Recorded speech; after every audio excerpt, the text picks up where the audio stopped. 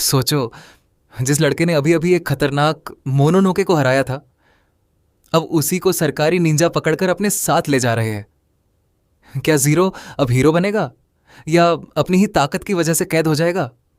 और राघव की असली पहचान सामने आने के बाद आखिर सब उसके पीछे क्यों पड़ गए?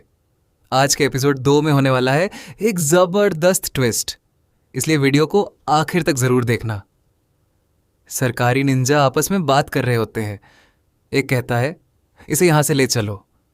तभी दूसरा कहता है, लेकिन इसने अचानक छलांग कैसे लगा दी? कहीं ये कोई नाटक तो नहीं कर रहा? पहला गुस्से में बोलता है, मेरा दिमाग मत खराब करो, इसे यहां से हटाओ। क्या तुम खुद को कोई डिटेक्टिव समझते हो? तभी उनमें से एक लड़की जीरो का पैर पकड़कर उसे अपने साथ ले जाती है। अगर आप चैनल पर नए हो तो चैनल को सब्सक्राइब कर दो और बेल आइकॉन को ऑल पर सेट कर दो, ताकि ऐसी ही शानदार हिंदी एनिमे एक्सप्लेनेशन सबसे पहले देख सको। इसके बाद जीरो खुद को एक अजीब सी दुनिया में पाता है, जो असल में राघव के अंदर की दुनिया होती है। जीरो सोचता है, मुझे कुछ याद क्यों नहीं आ रहा? बस इतना याद है कि मैं एक काली बिल्ली से मिला था और फिर एक ऑगर ने मुझे मारने की कोशिश की थी। तभी उसके सामने राघव आ जाता है। जीरो पूछता है, राघव, तुम्हारे आसपास ये काला धुआं कैसा है? राघव हंसते हुए कहता है, ये बात तुम कह रहे हो? क्या तुम्हें याद नहीं कि तुम्हारे सीने में बड़ा सा छेद हो गया था? अब उस जगह पर मैं हूं। इतना सुनते ही जीरो की आंख खुल जाती है। वह अपना सिर पकड़कर कहता है, उफ, मेरा सिर कितना दर्द कर रहा है। शायद यह सब सपना था। लेकिन जैसे ही वह अपनी छाती देखता है, वहां राघव का निशान बना होता है। जीरो हैरान होकर कहता है, तो यह सपना नहीं था? तभी एक लड़की कमरे में आती है और कहती है, आखिर तुमने उठने का फैसला कर ही लिया। तुम पूरे 2 दिन से बेहोश थे।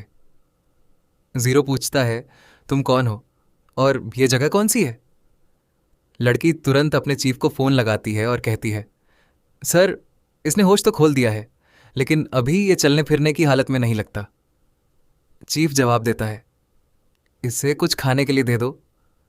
वह अभी फोन पर बात ही कर रही होती है कि अचानक राघव जीरो के शरीर से बाहर निकल आता है और कहता है, इस लड़की में जरा भी मैनर्स नहीं है।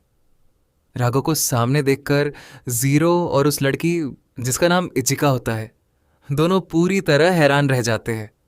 उधर चीफ अपने एक साथी को जीरो के लिए खाना भेजने को कह देता है। इधर अस्पताल के कमरे में जीरो और राघव आपस में बहस कर रहे होते हैं।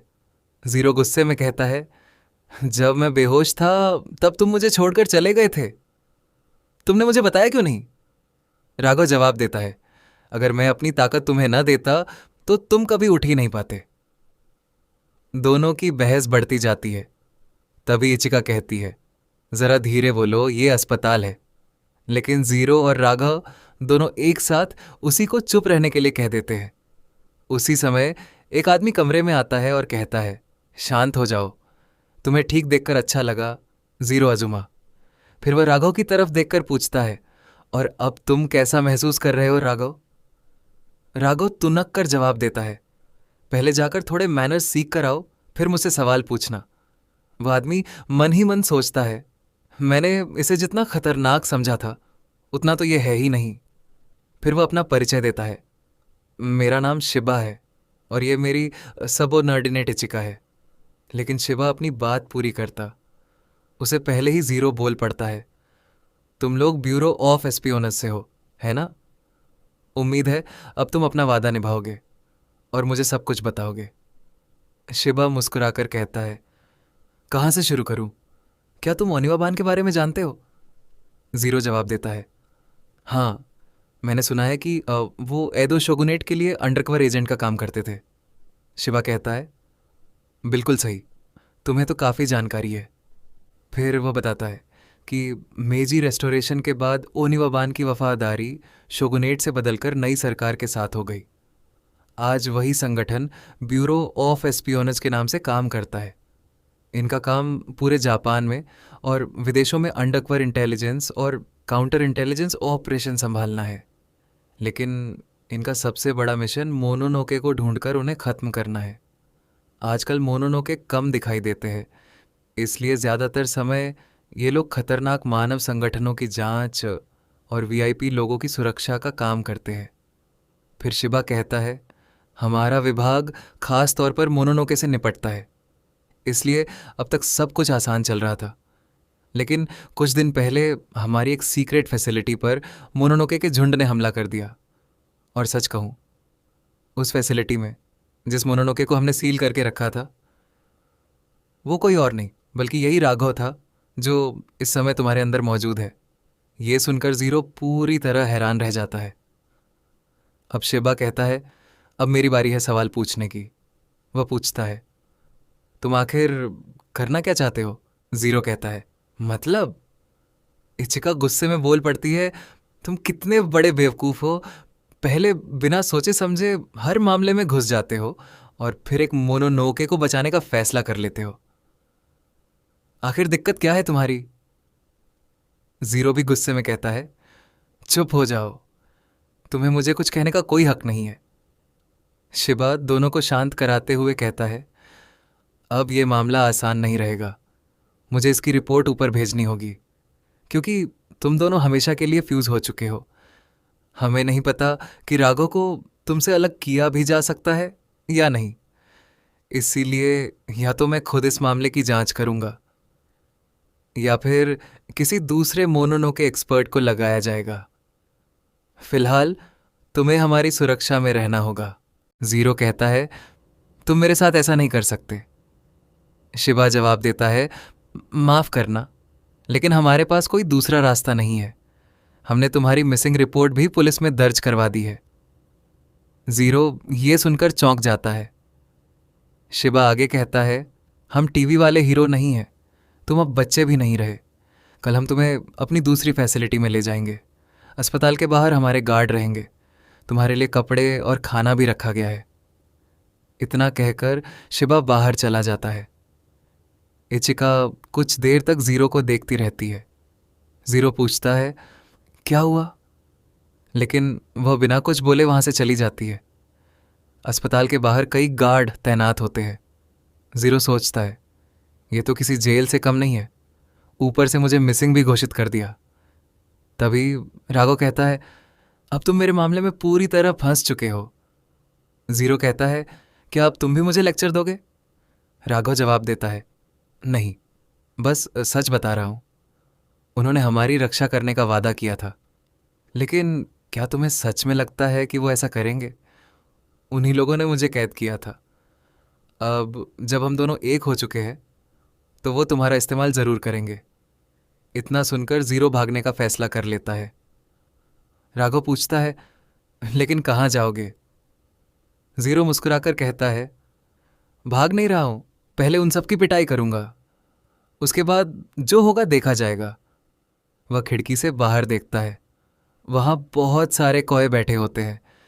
क्योंकि जीरो जानवरों से बात कर सकता है, वह उनकी मदद से गार्डों को चकमा देकर अस्पताल से बाहर निकल जाता है।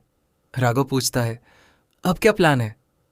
जीरो कहता है, सच कहूं तो मैंने इसके बारे में सोचा ही नहीं, लेकिन एक काम जरूर करना है। वह सीधे अपने घर पहुंचता है। घर के बाहर उसकी मिसिंग नोटिस लगी होती है। जीरो राघव से कहता है कि फिलहाल छिप जाओ, लेकिन जैसे ही वह घर के अंदर जाने वाला होता है, उसके दादाजी पीछे से आ जाते हैं। वे पूछते हैं, तुम बिना बताए कहाँ चले गए थे? जीरो कुछ समझाने की कोशिश करता है, लेकिन दादाजी बिना कुछ बोले उसे अपने साथ चलने को कहते हैं। दोनों एक सुनसान पार्क पहुंचते हैं। जीरो कहता है, मैं अब बच्चा नहीं हूं जो मुझे यहां लेकर आए हो।